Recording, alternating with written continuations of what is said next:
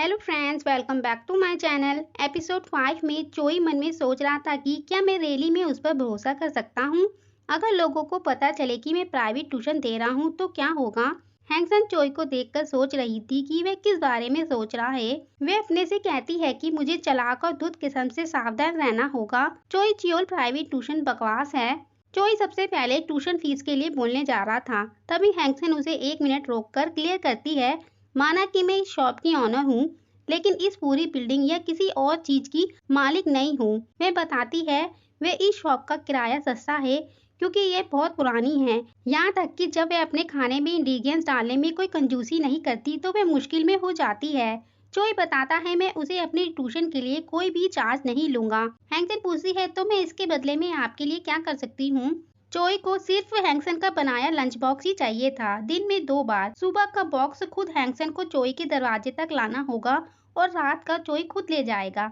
हैंगसन पूछती है ये आपको बेचना क्यों है, ये आपके लिए मुफ्त होगा डिलीवरी के साथ। चोई का मानना था कि मुफ्त का खाना गलत होता है। हैंगसन को फिर भी ये गलत लगता है। चोई कहता है शायद होगा, लेकिन उसे गैर कानूनी चीजें घिनौनी लगती है। वह उसे उसका पर्सनल चीज समझने को कहता है। देन वे दूसरी बार क्लासेस का शेड्यूल बताता है कि हमारी लोकेशन उसकी प्रोटेक्ट प्राइवेसी और टाइम ट्रेवल को देखते हुए वे क्लासेस हैंगसन के घर पर पढ़ाने की सलाह देता है। हैंगसन तुरंत ही हाँ कर देती है क्योंकि वे अपनी बेटी को चोई के घर भेजने में कंफर्टेबल फील नहीं कर रही थी। चोई ये सुनकर पूछता है मैं इसका क्या मतलब समझूं। हैंगसन स्माइल करते हुए बोलती है मैं तो बस इसे सही कह रही थी। चोई तीसरी एंड मोस्ट इम्पोर्टेंट बात बताता है, इसे सीक्रेट रखना होगा। अगर बात निकली कि चोई चियोल एक स्टूडेंट को पढ़ा रहा है तो तुम्हारा परिवार एक आपदा में हो सकता है। ये बात अपनी सबसे करीबी दोस्त को भी मत बताना, और वह इसे मिस्टर डोंग से भी सीक्रेट रखेगा। हैंगसन पूछती है आप रियली में इस हद तक जा रहे हैं सिर्फ मेरे खाने के लिए।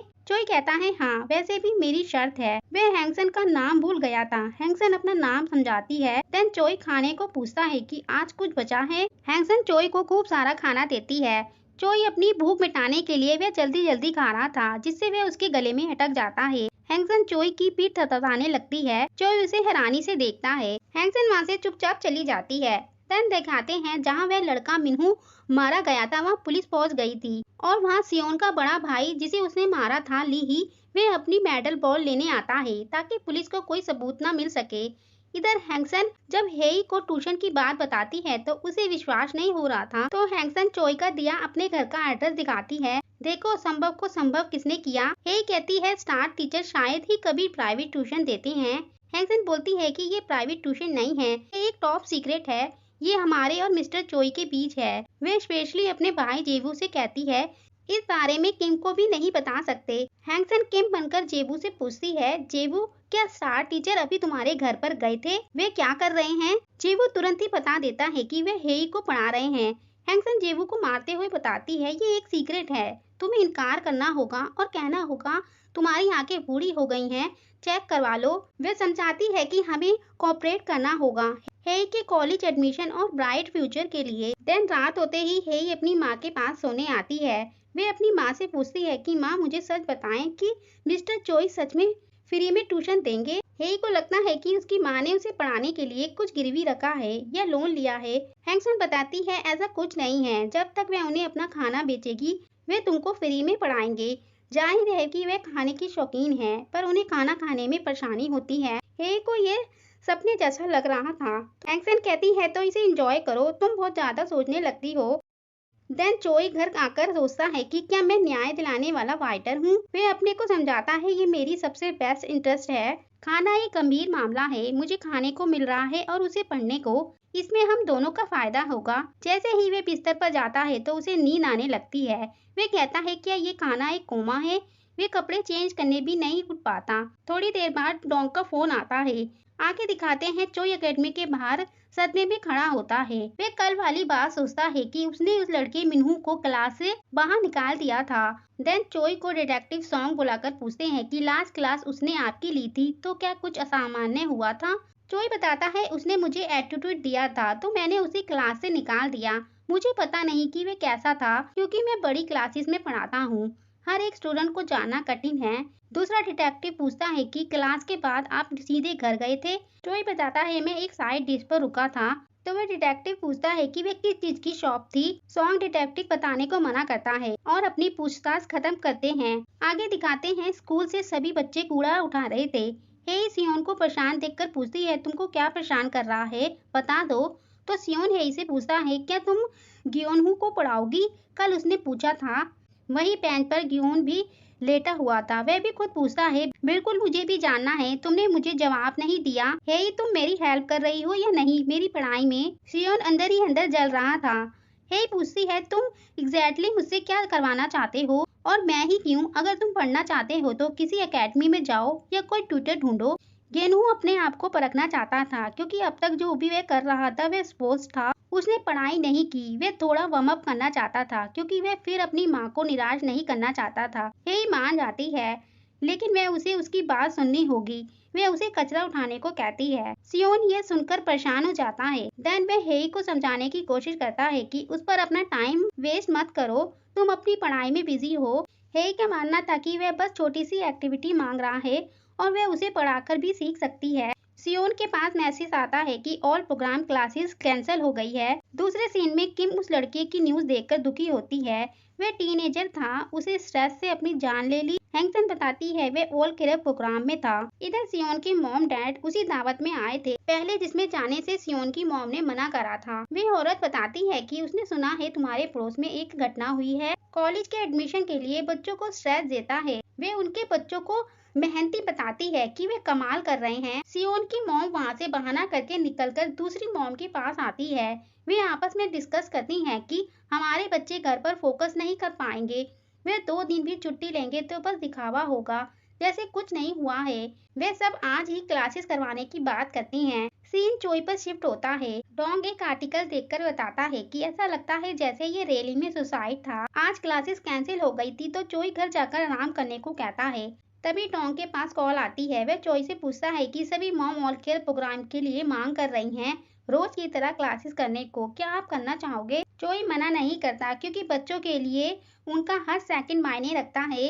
अपना कीमती समय बर्बाद नहीं कर सकते। आगे दिखाते हैं सुई और उसकी दोस्त हैंगसन की शॉप पर आते हैं तो वह क्लासेस शुरू होने की बात कर रही थी। वह सब हैंगसन और किम भी सुनकर कहती हैं कैसे बच्चे की मौत से ज्यादा उनके बच्चों की पढ़ाई की चिंता है। किम कहती है वे सभी बच्चे कैसे पढ़ सकते हैं जब उनकी क्लासमेट की डेथ हो गई। उसे टीचरों पे भी तरस आता है। तो हैंगसन बोलती है हमारे मिस्टर चोई भी स्ट्रेस में होंगे। किम ये सुनकर बोलती है हमारे मिस्टर चोई, तुम कुछ ज्यादा ही कर रही हो, तुम तो उससे नफरत करती थी। हैंगसन कहती है ये बात नहीं है, हम लड़के को जानते तक नहीं थे और हमें बहुत बुरा लग रहा था। देन इधर चोई बहुत दुखी था। उसके पास हैंगसन का मैसेज आता है कि क्या आप ठीक हैं?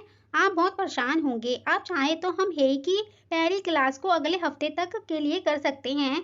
चोई रिप्लाई करता है कि वादे के अनुसार कल से ही क्लासेस शुरू करेंगे। हैंगसन बोलती है वे एक प्रोफेशनल है लेकिन कैसे मैं उसके दुख को महसूस कर रही हूँ। देन और केयर की क्लासेस चल रही थी। चोई अपने दुख के साथ पढ़ाता है। क्लासेस खत्म होने के बाद वे अपनी उदासी के साथ घर लौटता है। वे अपनी स्ट्रेस वाली दवाइयाँ खाता है। वे सो भी नहीं पाता और सुबह उठते ही जॉगिंग करने अपने स्ट्रेस को दूर करने की कोशिश करता है। सीन हैंगसन पर शिफ्ट होता है। वे मार्केट से हाई क्वालिटी वाला मीट खरीदती है क्योंकि उसे चोई के लिए खास लंच बॉक्स तैयार करना था। इधर चोई रात भर जागने के कारण एकेडमी में सो रहा था।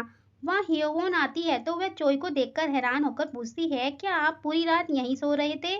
चोई बताता है वह पहली बार जॉगिंग पर गया और हार गया, उसका ये बुरा आइडिया था। वे उसका नाम गलत लेते हुए पूछता है आज तुम जल्दी क्यों आई हो? हेवन हमेशा जल्दी आती है जब चोई की क्लासेस जल्दी होती है। वे पूरे दिन का शेड्यूल देती है तो चोई के मुंह से निकल जाता है कि ट्यूशन का मटेरियल। चोई बात पलट देता है और पूछता है कि क्या मेरा कंप्यूटर प्रिंटर से जुड़ा है? वह मना करती है क्योंकि वही सभी चीजों को प्रिंट करके देती थी। चोई उसके काम की सराहना करते हुए उसे अपना क्रेडिट कार्ड देकर कॉफी पीने के लिए कहता है।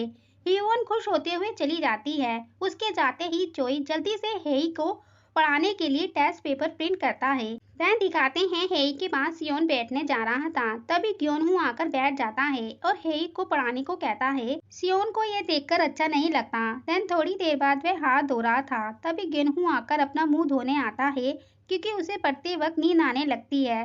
तो हेई ने उसे मुंह धोने को कहा। सियोन कहता है मैं तुमसे कुछ पूछ सकता हूँ?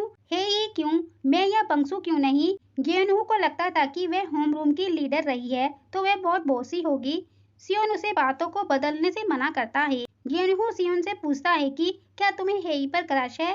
सियोन हाँ करके अपने सवाल का जवाब मांगता है तो वह कहता है मुझे नहीं पता, शायद मेरा भी उस पर क्रश है। देन दिखाते हैं डिटेक्टिव बात करते हैं कि मिनहू का केस बंद हो जाएगा क्योंकि कोई चोट का निशान नहीं है और उसके परिवार ने पोस्टमार्टम पर आपत्ति की है। उच्च अधिकारी इसे सुसाइड कह रहे हैं। डिटेक्टिव वासु को ये सुसाइड नहीं लगता क्योंकि वह मरने से पहले अपनी फोटो क्यों पोस्ट करेगा। वह फोटो में उसके माथे पर पड़े निशान दिखाता है जो पहले नहीं थे।